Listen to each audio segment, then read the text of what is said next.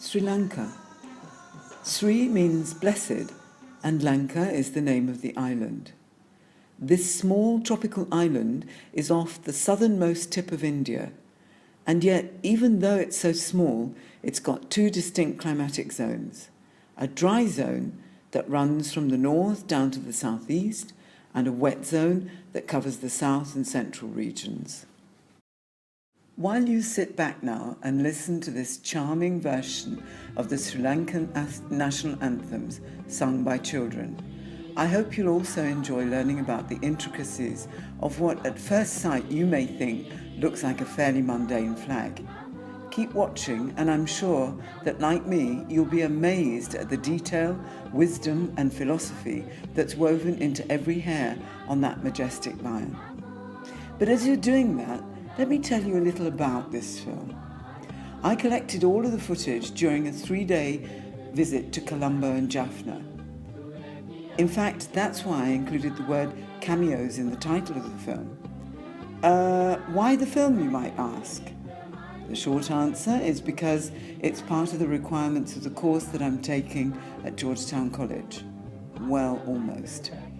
I was actually supposed to produce a paper and a video about the country, culture and customs of an immigrant family in the United States.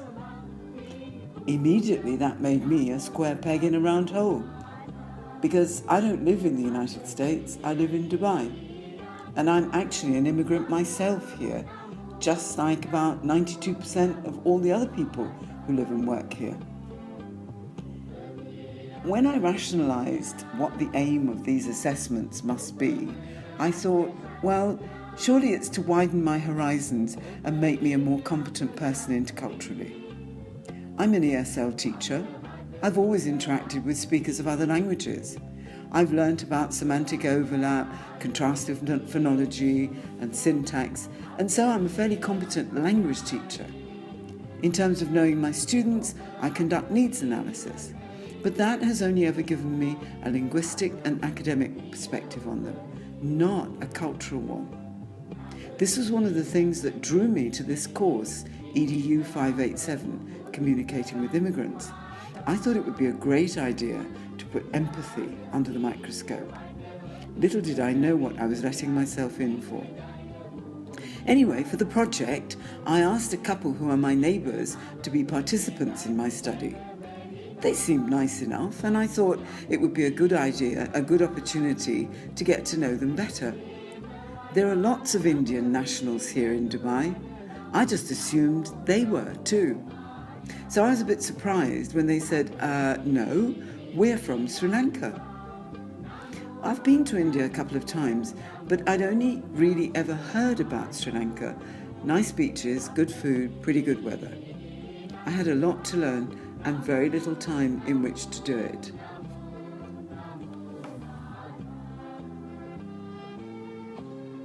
But the more I talked to them and realised my own inadequacies, the more I wanted to find out. Then a chance came up to go to Sri Lanka itself for 3 days, and the rest, as they say, is history. As the table shows, the Sinhalese are overwhelmingly the largest ethnic group, while Tamils only account for about 11% of the total population.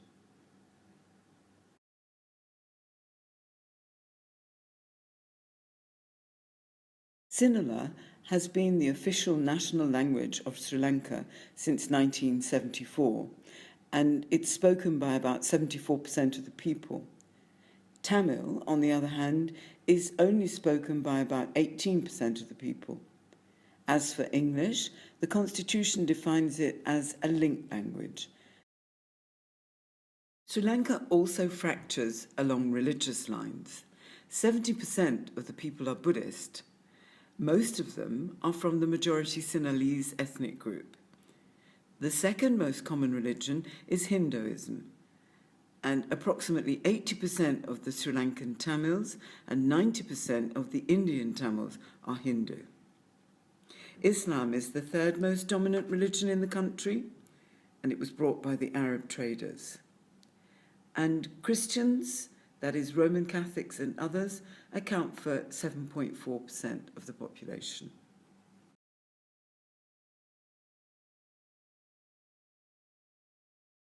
So I'm going to try and eat with my hands. Now the secret is to do the whole thing with the right hand and not to involve the left hand, because of course the left hand is used for other prime purposes in this part of the world. So we mix it up, we pick up a little bit with the right hand, we make a bit of a mess, but hey, it doesn't matter.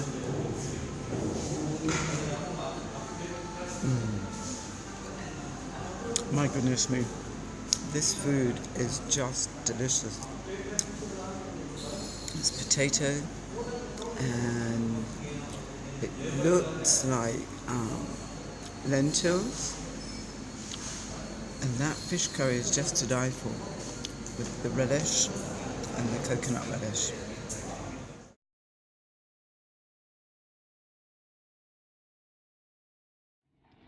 So, for my last breakfast here in Sri Lanka, at least for this time, I've decided to try some fresh mung bean sprouts, the delicious pol sambal, which is that grated coconut with chili, caramelized onion with chili, a very sedate looking grilled fish, and this delicious chunk of rice with coconut milk. And this magnificent thing here is called a hopper, and you break pieces off it and you eat your breakfast with it. I'm going to have a good time.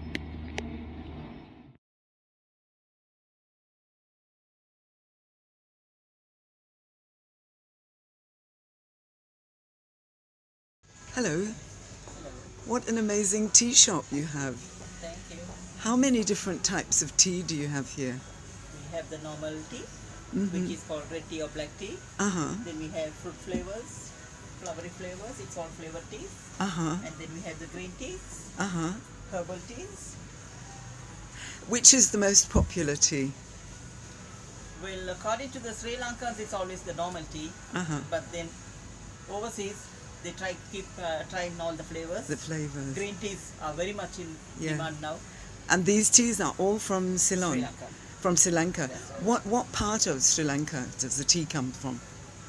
Well, it's more on the hill country. I thought the English drank a lot of tea, but I've never seen a tea shop like this before. How many varieties of tea do you think you have in here? Do you know? The flavors come to around almost 50 flavors. Around Around 50 flavors. That's incredible. Thank you very much indeed. You're most welcome.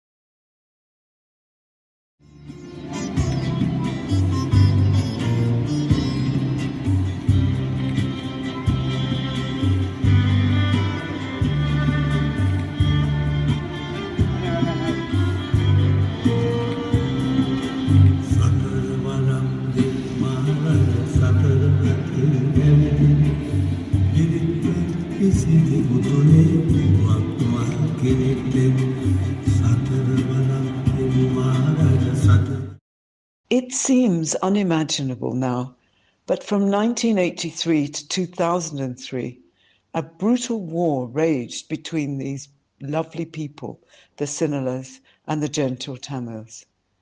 Jaffna was the arena for that war. As I walked around, I did see some derelict buildings that were pockmarked with bullet holes. I didn't focus on them, and I didn't film them. That chapter is clearly closed. Harmony has returned to this lovely island, and these remarkably hospitable people live once more in peace.